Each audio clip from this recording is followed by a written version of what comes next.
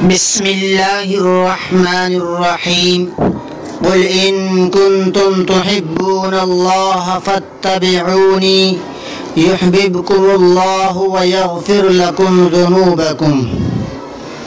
دینی بھائیوں کی خدمت میں نبی اکرم صلی اللہ علیہ وسلم کے جان نثاروں کی کچھ محبتیں اور داستانیں عشق رسول میں جو انہوں نے غوطہ زنی کی ہے وہ آپ کی خدمت میں پیش کر رہا ہوں۔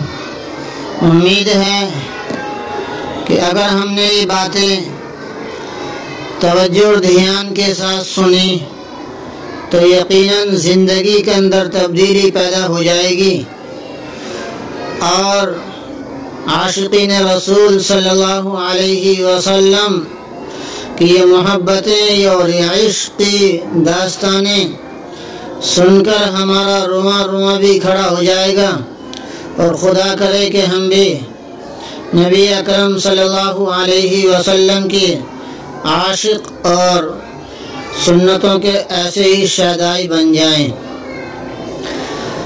ایک دفعہ نبی اکرم صلی اللہ علیہ وسلم جمعے کے دن خطبہ دینے کے لیے منبر پر بیٹھے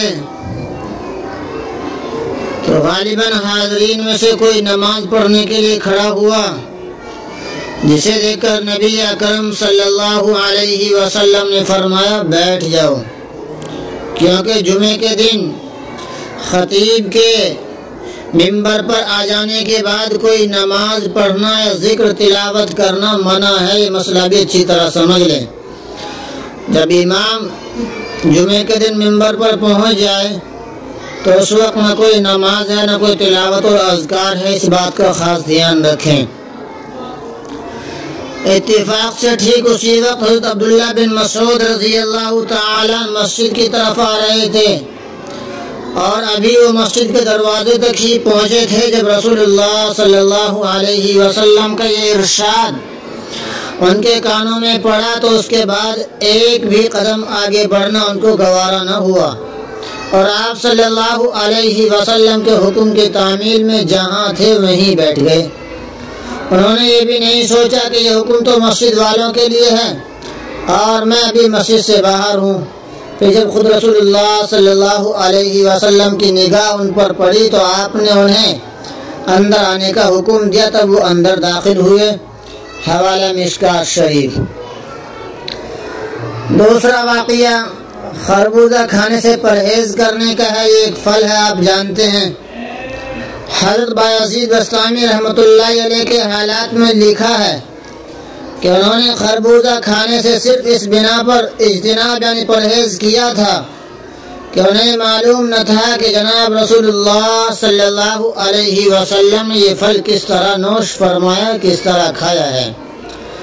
صحابہ کرام رضی اللہ عنہم اجمعین سنتوں کے ایسے شیدائی تھے، اور ان کو رسول اللہ صلی اللہ علیہ وسلم کی ایک ایک ادا کی نقل اتارنے کا اس قدر شوق اور اہتمام تھا، اس معاملے میں وہ نہ تو کسی کی ملامت اور استہزاء کی کوئی پرواہ کرتے تھے اور نہ کسی بادشاہ یا حاکم کے جاہ اور منصب اور رعب و دبدبے سے مرعوب ہوتے تھے۔ یہاں تک کہ مخالف سے مخالف ماحول میں بھی وہ اپنی وضع اور اپنے طرز زندگی پر اس طرح ثابت قدم رہتے تھے کہ ان کے پائے استقلال میں ذرا بھی لغزش نہ آتی تھی۔ ایک واقعہ ہے حضرت جسامہ رضی اللہ تعالی عنہ کا کہ انہوں نے سونے کی کرسی پر بیٹھنے سے انکار کر دیا۔ سونا چاندی آپ جانتے ہیں، تو سونے کی کرسی تھی، اس پر بیٹھنے سے انکار کیا۔ وجہ کیوں بنی انکار کرنے کی، اس کو بھی آپ سن لیں۔ ایک دفعہ حضرت عمر رضی اللہ تعالی عنہ نے حضرت جسامہ رضی اللہ عنہ کو رومیوں کے بادشاہ کے پاس قاصد بنا کر بھیجا۔ جب وہ بادشاہ کے دربار میں پہنچے تو بادشاہ نے اکرام میں ان کو سونے کی کرسی پر بٹھایا۔ حضرت جسامہ رضی اللہ تعالی عنہ شروع میں بے خیالی میں اس کرسی پر بیٹھ گئے، لیکن جب ان کو اس کا احساس ہوا کہ سونے کی کرسی ہے تو فوراً کھڑے ہو گئے۔ اللہ اکبر۔ بادشاہ نے پوچھا ہم نے تو اس کرسی کے ذریعے آپ کا اکرام کیا تھا، آپ اسے کیوں اتر گئے؟ انہوں نے جواب دیا کہ میں نے اللہ کے رسول صلی اللہ علیہ وسلم کو اس جیسی چیز پر بیٹھنے سے منع فرماتے ہوئے سنا ہے۔ کنز العمال بحوالہ سیرت رسول اکرم صلی اللہ علیہ وسلم۔ میرے بھائیوں، یہ صحابہ کرام اور عاشقین نبی صلی اللہ علیہ وسلم کے واقعات ہیں۔ ایک واقعہ اور سنا کر اپنی بات کو ختم کرتا ہوں۔ حضرت عثمان غنی رضی اللہ تعالی عنہ کا ٹکسالی جواب۔ صلح حدیبیہ کے موقع پر حضرت عثمان غنی رضی اللہ تعالی عنہ نبی اکرم صلی اللہ علیہ وسلم کی طرف سے قاصد بن کر مکہ مکرمہ تشریف لے گئے۔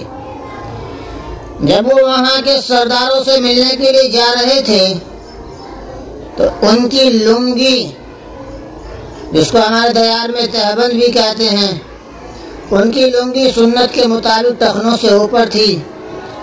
عربوں کے عام دستور کے مطابق یہ طریقہ کسی سردار کے شایان شان نہیں سمجھا جاتا تھا۔ چنانچہ عثمان رضی اللہ تعالیٰ عنہ کو ان کے چچا زاد بھائی نے ٹوکا کہ آپ مکہ مکرمہ کے سرداروں سے بات چیت کے لیے جا رہے ہیں، وہ لوگ آپ کے اس طرح کے پہناوے کو دیکھ کر نہ معلوم کیا سمجھیں گے، اس لیے آپ اپنی لنگی ٹخنوں سے نیچے کر لیں۔ سمجھے آپ؟ ہمارے یہاں بھی بہت سے علاقوں میں جو اپنے آپ کو بڑے چودھری سمجھتے ہیں، وہ تہبند جب باندھتے تو نیچے لٹکا رہتا ہے۔ یہ حالت ہوتی ہے چودراہٹ دکھانے کے لیے۔ تو عرب میں بھی ایسا ہی تھا، وہاں کے عمرا تہبند کو نیچے لٹکا کر باندھتے تھے۔ حضرت عثمان غنی رضی اللہ تعالیٰ جب ان کے پاس پہنچے تو چچا زاد بھائی نے ٹوکا کہ آپ کی لنگی، آپ کا تہبند یہ اوپر، اس کو نیچے کر لیجیے، وہ کیا سمجھیں گے؟ تو وہ کیا سمجھیں گے اس کے سمجھنے کی ضرورت نہیں ہے۔ عثمان غنی رضی اللہ تعالیٰ نے کیا جواب دیا اس کو سمجھ لیجیے۔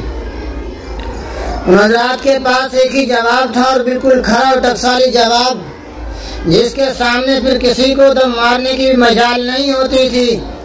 حضرت عثمان رضی اللہ تعالی عنہ نے جواب دیا، ہاکذا آزرۃ صاحبنا۔ کنز العمال کی روایت ہے، یعنی ہمارے آقا صلی اللہ علیہ وسلم کی لنگی ایسی ہی ہوتی تھی۔ مطلب یہ تھا میرے آقا صلی اللہ علیہ وسلم کی یہ سنت ہے کہ لنگی تہبند پائجامے کو اپنے ٹخنوں سے اوپر رکھا جائے، جس کے چھوڑنے کا سوال ہی پیدا نہیں ہوتا ہے۔ اللہ اکبر۔ کہ محمد سے وفا تو نے تو ہم تیرے ہیں، یہ جہاں چیز ہے کیا لوح و قلم تیرے ہیں۔ رب کریم ہم سب کو نبی اکرم صلی اللہ علیہ وسلم کا سچا شیدائی اور عاشق بنائے اور آپ کے طریقے کے مطابق زندگی گزارنے کی توفیق عطا فرمائے۔ اللہ صحابہ کرام کے ان واقعات سے ہماری زندگی کے اندر بھی تبدیلیاں پیدا فرمائے۔ آمین۔ وما توفیقی الا باللہ۔